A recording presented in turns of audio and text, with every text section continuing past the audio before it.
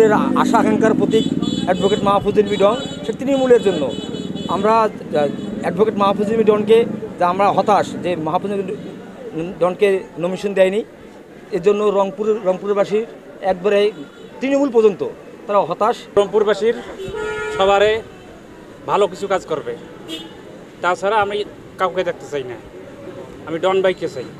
তাকে আমরা হৃদয়ে ধারণ করি, এজন্যই আমরা আসছি। আমরা চাই রংপুর 3 আসনে মাহফুজ নবী ডনের হাতে ধানের শীষ মার্কা উঠাই দিবে।